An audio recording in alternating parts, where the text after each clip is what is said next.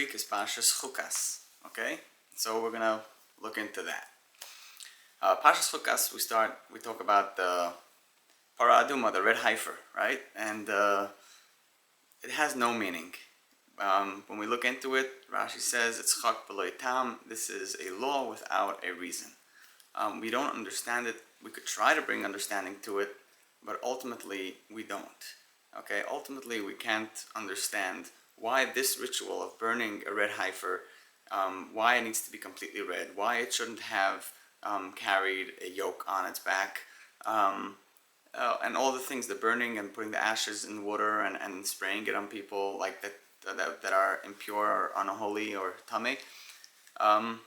Why do we do that? We don't know we don't know anything about it. But what we could do is take these little parts and start applying them to our lives and see how can we make a difference and what messages are brought through Hashem in this parsha. So throughout the past few weeks, we had Parshat Chukat ends with Miriam talking about Moshe Rabbeinu and the gossip, the lashon hara, right? And then come the Parsha of Meraglim, Parshat Shalach, and Rashi's like, why are these two parshas connected to each other? Because the Meraglim should have learned from lashon hara from Miriam. Great.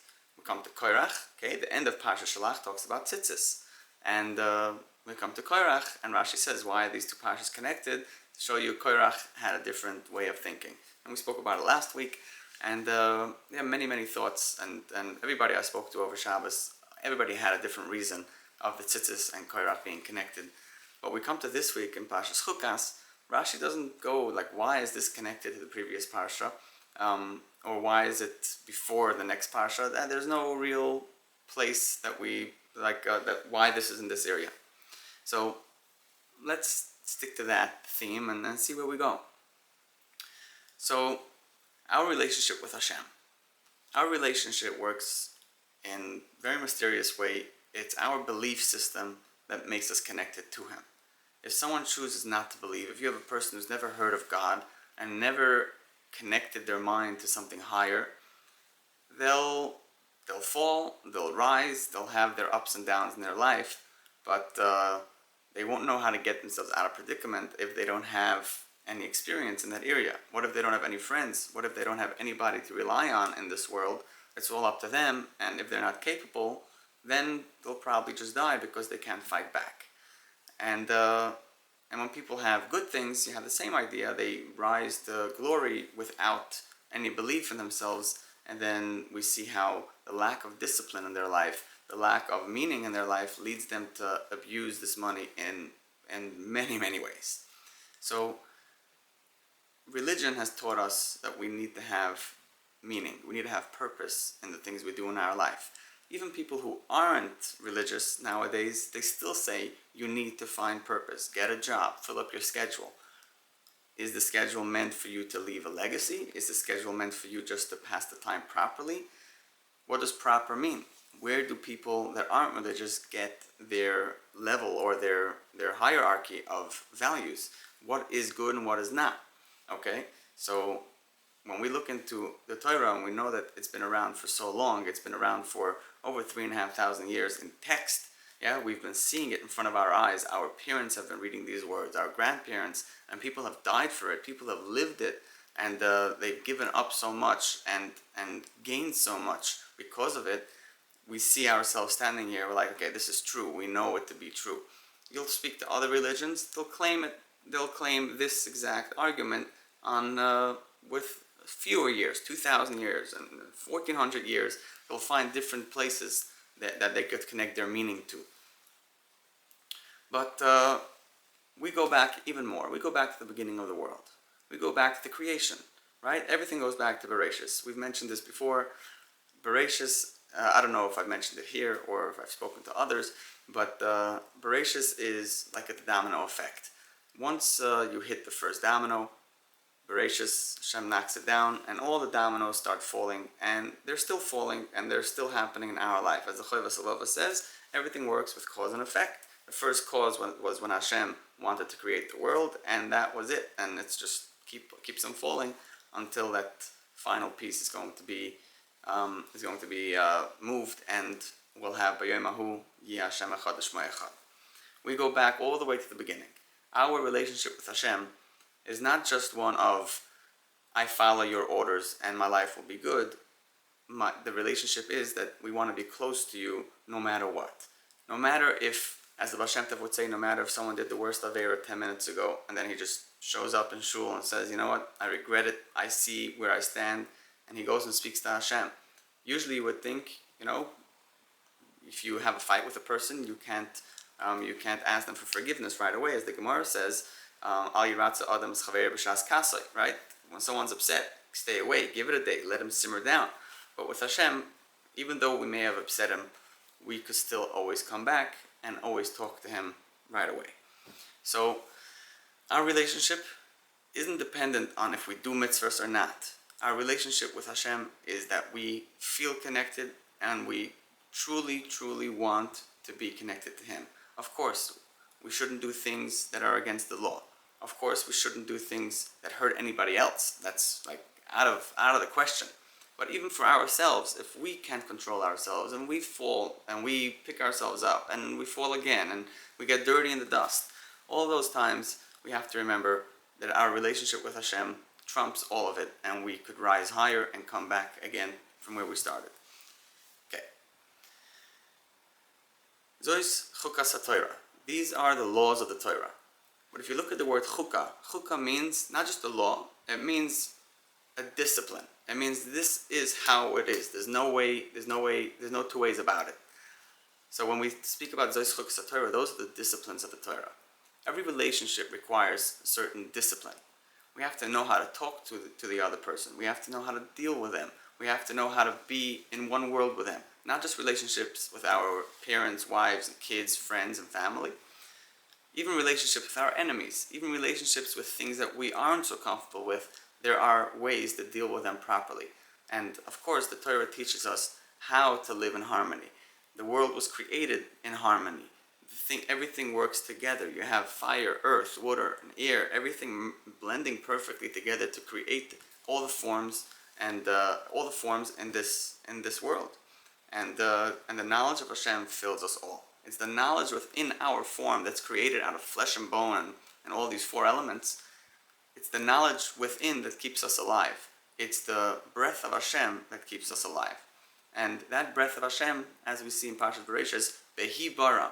Right? Hashem created the world. Behi Baram. We see it in Parak Beis, Pasuk Aleph. Behi Baram, there's a little hay. Rashi explains, Behi Baram. He created it with a hay. What does hay mean? With the ear of his mouth. That's how everything came to life. We could create little things, but as long as we don't plug it in, as long as we don't add an energy force to it, it won't work. We need to create certain disciplines, which are energy forces in our relationship. These disciplines keep us from passing certain lines, knowing where we stand and when we violate those disciplines that we created for ourselves and how to come back. There are disciplines that were created by people in the past. The Gemara, the Mishnah, the Torah, Chachamim, everybody throughout time tried teaching a certain discipline so that we could learn how to live with Hashem even in our darkest moments. No matter when, no matter what, we should always be able to live with Hashem. So, Zois Chukas HaTorah, these are the disciplines of the Torah. If you want to keep your relationship with Hashem, you got to learn the disciplines, right? So, Zois Chukas HaTorah, this is the chukah. You would ask, if this is the law of the Torah, what do you mean? The Torah is filled with laws. We've learned so many until now. We're still going to learn many more until the end of the Torah, which we'll get to in 3 months, or a drop more. And 100 days to Yom Kippur, by the way, just about 100 days to Simchas Torah.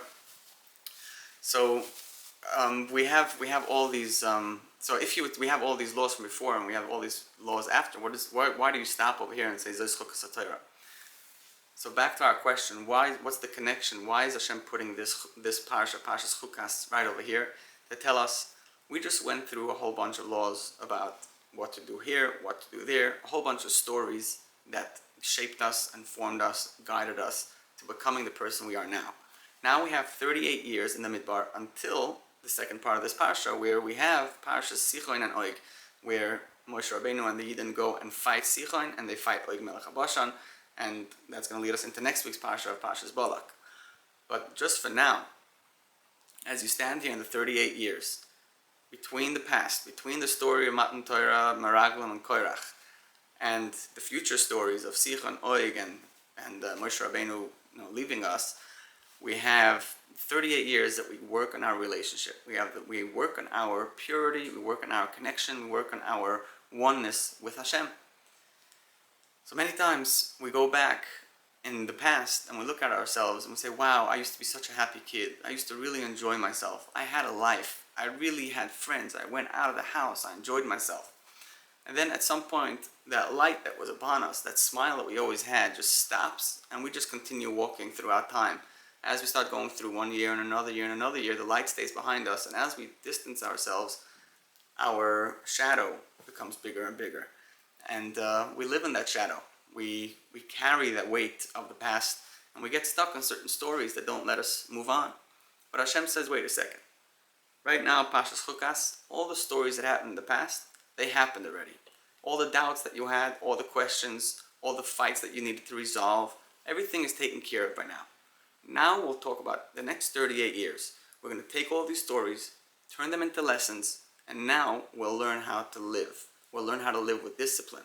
We'll learn how to rekindle this relationship in order to bring the light back in so we could live our life without the baggage and the weight of the past stories.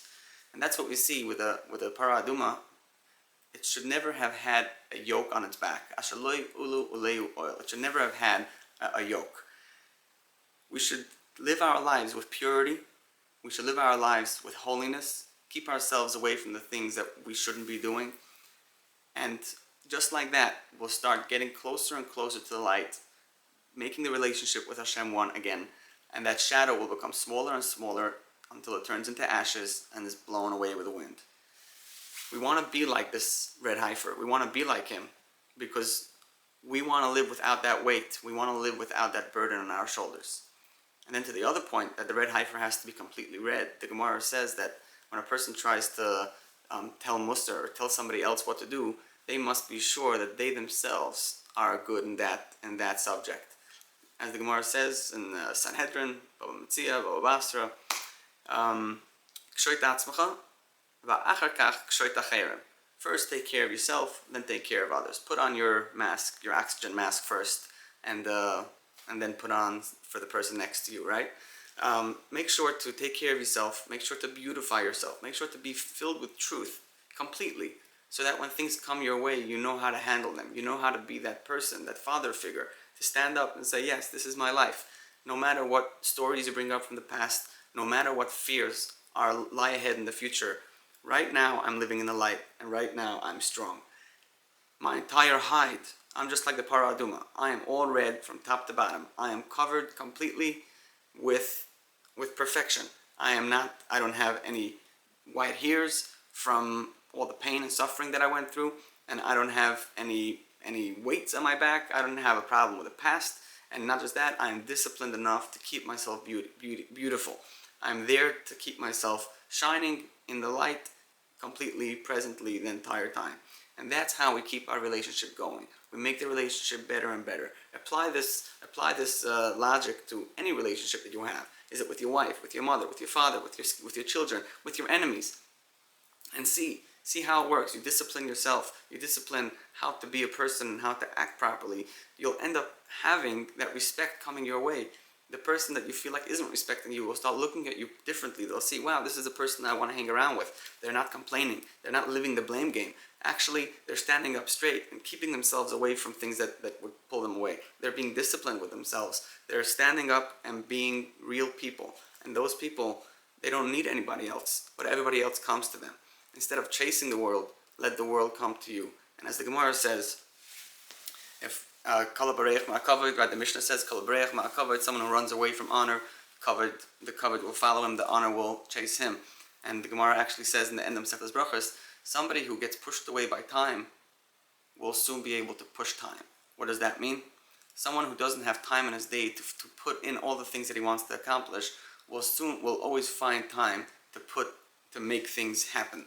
Somebody who doesn't have time to make things happen will always find time to make things happen. Make sure that your day is disciplined. Fill it with a schedule of purpose and meaning, and you will have a life worth living, a life filled with purity, a life connected to Hashem, a relationship that will never, never break. and may we all merit that kind of love, that kind of life, and that relationship with Hashem. All right, I'll see you next time. Thank you. I appreciate you joining.